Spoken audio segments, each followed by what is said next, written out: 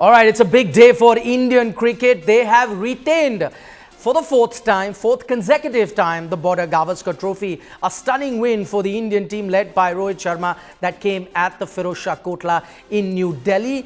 They won that test match in 2.5 days, much like they had done that in Nagpur as well. We will be analysing India's performance in the second test match versus the Australian team. Remember, there's still 2 test matches to go. What are the things that India did right and what are the things they would need to work on? Because remember that they would also want to win with a big margin, that of 3-0, if they want to be fully assured of a spot at the World Test Championship final. A 2-0 can also take them that, but they would want to be fully sure and not be dependent on any other team. But for the moment, the big news that's coming in, the team also for the ODIs versus Australia has been announced, as well as the remaining 2 test matches. Remember, the team first was announced for the first 2 test matches, but now the 2 remaining test matches that are to be played versus Australia, the Indian team for that has been announced. And what are the notable talking points from that team? We're going to take a look at the test team, and there are no changes in the test team. That means the team that was selected for the first 2 test matches, that remains the same for the remaining 2 test matches as well. That's not a big surprise considering India have won both those test matches in convincing fashion, and then you don't really expect much changes to be happening there. A few changes here and there, we'll talk about that as well. Joining us will be our cricket analyst Harbhajan Singh, a man who's played many a Border Gavaskar trophies and knows exactly what it takes to beat the Aussie team. So we'll listen in to Harbhajan Singh as well. But first, let me tell you the squad. First, which is the test squad, which is exactly the same. The big talking point will, of course, be that of KL Rahul still in the squad. The other would be that Jasprit Bumrah has still not made the return from injury. That will be the test squad. As far as the Indian ODI squad is concerned, not too many changes. I can quickly tell you the one thing that will happen: Rohit Sharma is not available for the first ODI because of family commitment, so he will be available for the rest 2 ODIs later. But for that moment when he's not available, it will be Hardik Pandya that will captain the team for the first ODI. Now, Harbhajan Singh joins us live on India Today, and we will help we'll be helped by Harbhajan Singh's analysis when it comes to the cricket that we witnessed. But before that, Harbhajan, because the squad has just been announced, and one thing that we notice is, because the big talking point was going to be with KL Rahul, he's in the squad for the next test match. But one thing to note, which is very important, when the team was announced previously for the first 2 test matches, it was written KL Rahul and in bracket vice captain. This time around, KL Rahul's name is there, but there is no vice captain in front of his name. In fact, there is no vice captain that we see in the entire squad for the remaining 2 test matches. Do you think it's an indication that the Indian team could look to play someone like Shubman Gill instead of KL Rahul because of the patchy form that KL Rahul has been, and that's why that vice captaincy badge is not there in front of his name? Well, I guess so, because once you're not a vice captain, then it becomes easier for the management and also the selector to make you, sit out. Because once you're a vice captain, no matter what sort of performances you have given, you will still feature in those 11 guys who will participate in the game. But I think now that VC tag is not there with KL Rahul, he's a quality player. He's going through a very dry patch. He's not been scoring runs. We all know that, but I'm sure he'll come very good with the bat. But yes, that VC tag is not there. That means we'll get to see Shubman Gill opening with Rohit Sharma. Okay, that's very interesting. As Harbhajan also points out, there is a reason why that vice captain tag is not there in front of KL Rahul's name. See, we've got a comparison here. This is the BCCI release that came right after the before the first test match, where you could clearly see that vice captain is written in front of KL Rahul's name. Now you see the release that has come for the 3rd and 4th test. You see KL Rahul's name, but you what you don't see right now is there is no vice captain written in front of his name, and that I think is the big difference. And as Harbhajan Singh pointed out a short while ago, that because if you're a vice captain, then it's tough to really drop the vice captain from the playing 11, and because there is no vice captain written there, there's a good chance that you will see Shubman Gill and Rohit Sharma open in the next test match. But I want to continue our focus on KL Rahul. We'll get to India's victory a little later, but KL Rahul, as Harbhajan also pointed out a short while ago, his form hasn't been great. In fact, if you take a look at the last 9 test matches that KL Rahul played, he's averaging close to 23. Now, the cricketing world is divided on whether KL Rahul should be given an extended run or not, because some believe that, remember, he was just a short while ago looked at as your future test captain. Then there are those arguments that if he's averaging in the mid-30s, he clearly shouldn't be part of an Indian team as an opener. The team management, and that's very important, the team management backed him ahead of the first test match. And what's interesting to note is that the coach in Rahul Dravid also backed him right after this second test match. Let's listen in and take a closer look at KL Rahul's recent performances. For us as team management, we always look at the potential of any individual, not just KL. I was asked in the past about a lot of players, and if the guy has potential, the guys will get that extended run. Okay, the team management at the moment is backing KL Rahul. You heard from the coach Rahul Dravid as well as the captain in Rohit Sharma. Harbhajan Singh is still with us. Harbhajan, we understand, the word that was used quite often there was potential. We understand that he's got the potential. But the argument that, Venkatesh Prasad makes earlier in the day, that there were a lot of players that had potential. There was a Shikhar Dhawan who had a lot of potential, who was averaging really good in test cricket, much higher than KL Rahul, didn't get such a long rope. Take a look at Ajinkya Rahane, got that knock in Melbourne, captained India to victories, also not given that longer rope. Murli Vijay, I can name a lot of players that average much higher than KL Rahul, but weren't given a long rope and probably had potential too. Would you then say that it's a fair comparison, or do you really see something very special in KL Rahul that he should be given that extra rope compared to the likes of players that I've just mentioned?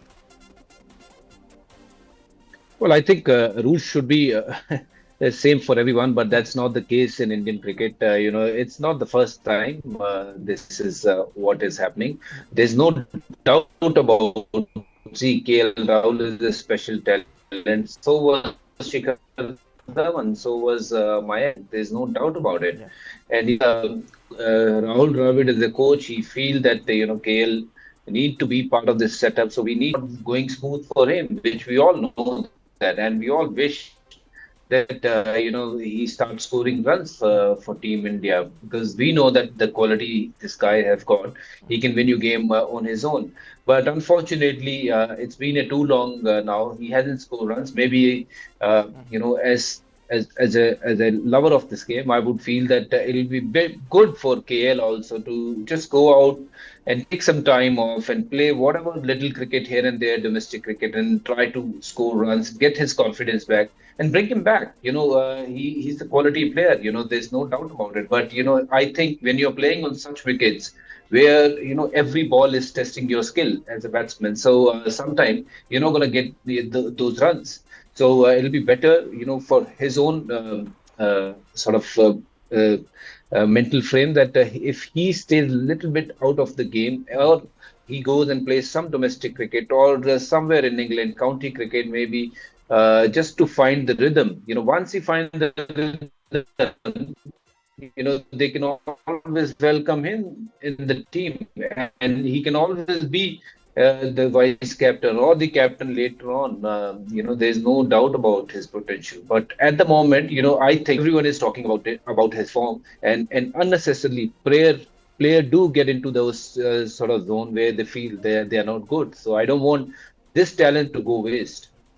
I think Harbhajan Singh makes a very valid point. Nobody is saying that this is the end of his test career. Of course, he's got age on his side. He's got potential. Maybe he comes back stronger. We've seen, Cheteshwar Pujara, one of his teammates, is the perfect example. He was also sort of discarded a short while ago, but then he's made a comeback. There are other players as well who make a comeback. Probably it happens with KL Rahul, but at the moment, there's a man in form in Shubman Gill. KL's not getting run. Maybe it's the right time. And maybe the team management is also thinking on those lines. That's why that vice captain tag is no more in front of KL Rahul. Rahul's name. Okay, let's now turn our attention to the test match. What an exciting test match we've witnessed. 2 in a row now. Both times India dominating. Both times India winning in just 2.5 days against not a Zimbabwe team. This is a strong, full strength Australian team, but India have been dominant at home. What that's done is not only they are now in an unassailable lead of 2-0, they've also ensured that the Border Gavaskar trophy stays with them, and it has been staying with them for 4 consecutive trophies. What a day it's been for Saurashtra. That man on your screen from Saurashtra, Cheteshwar Pujara, hitting the winning runs. Before that, Saurashtra won the Ranji Trophy. And then there was another Saurashtra man in Ravindra Jadeja picking his best figures, 7-4 in the test match. So great day for Saurashtra. Harbhajan Singh is still with us. Harbhajan, actually, while watching these 2 test matches, I actually had to rub my eyes. I was rubbing my eyes because I was finding it very difficult to believe that this is an Australian team. I'm not taking anything away from the Indian team. They've been outstanding. Each player has contributed very well, but you've played Australian teams of the past. Have you seen, and one thing that really stood out about Australian teams, they could lose a match, but you always knew that they'll come out fighting. They always had a stomach for the fight. They will, grind it out in the middle. That's one thing that's missing from this Australian team. Have you seen a weaker Australian team on Indian shores before this? I think before this series itself, Australian showed what kind of a mind frame they were in. They were too worried about the pitches, the conditions, and Ashwin, and those lot of other thoughts as well. What will happen, to them. So I think somewhere before the game start itself in Nagpur, they kind of lost it. So, first game didn't do any good to their confidence, and this second game, of course, finishing in 2.5 days, they should, see themselves in the mirror, and they must get the answers whether they have done enough or not. I think they didn't fight, they didn't put up a good show, and the shot selections, what they played was very, very poor, and it didn't look like those Australian teams, which were earlier. Yes, I understand the conditions have changed a lot. We see now the ball turn from ball 1, but of course you need to fight it out. It's a test cricket, but. First test, it might be, we have seen the ball was spinning from the first ball, but the second test match, ball wasn't spinning that much, but it was just keeping low. There was a case in Waka as well, where you have Waka, where it bounced little more than Brisbane or Sydney cricket. And this is where you need to come up with the plan. How do you bat on such track where it doesn't bounce much? So when you're playing those sweep shots, you're always asking for troubles on such wicket where it's keeping low. So it's nobody's fault. It is for them to look in the mirror and see if they have done enough to get the right result or not. And I don't think this Australian team have it in them to compete with Team India. Forget about the conditions. Even on a good track, I think India will beat them handsomely.